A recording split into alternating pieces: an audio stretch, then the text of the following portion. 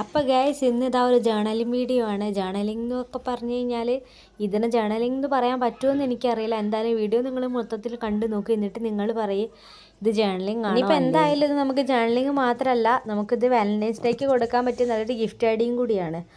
അതായത് നമുക്കൊരു ഗിഫ്റ്റ് കാർഡായിട്ട് വേണമെങ്കിൽ നമുക്കിത് ചെയ്തെടുക്കാൻ പറ്റും.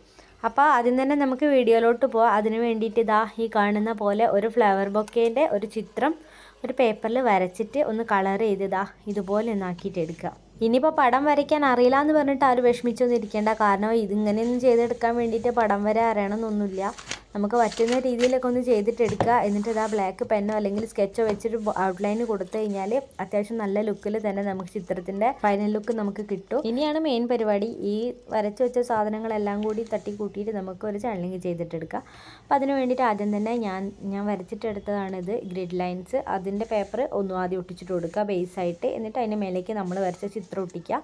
എന്നിട്ട് ഇതാ സൈഡിൽ വീഡിയോയിൽ കണ്ട പോലെ റൗണ്ടിൽ ഷേപ്സ് കട്ട് ചെയ്തിട്ട് ആ പേപ്പർ കൂടി ഒന്ന് ഒട്ടിച്ചിട്ടെടുക്കുക. എന്നിട്ട് അതിൻ്റെ മേലേക്ക് ഞാൻ ലവ് എന്നൊന്ന് എഴുതി കൊടുക്കുന്നുണ്ട് ബ്ലാക്ക് സ്കെച്ച് പെന്ന് വെച്ചിട്ട്. എന്നിട്ട് അത് ഡെക്കറേറ്റ് ചെയ്യാൻ വേണ്ടിയിട്ട് കുറച്ച് ലവ് ഹാർട്ടിൻ്റെ ഷേപ്പുകൾ അതും കൂടി ഒന്ന് ഒട്ടിച്ചിട്ട് എടുക്കുന്നുണ്ട്. അപ്പോൾ ഇത്രയേ ഉള്ളൂ ഇന്നത്തെ വീഡിയോ. ഇഷ്ടപ്പെട്ട ലൈക്ക് ചെയ്യുക. അതുപോലത്തെ കൂടുതൽ വീഡിയോസ് കാണാൻ താല്പര്യമുണ്ടെങ്കിൽ ചാനൽ സബ്സ്ക്രൈബും കൂടി ചെയ്യുക. അപ്പോൾ താങ്ക് യു.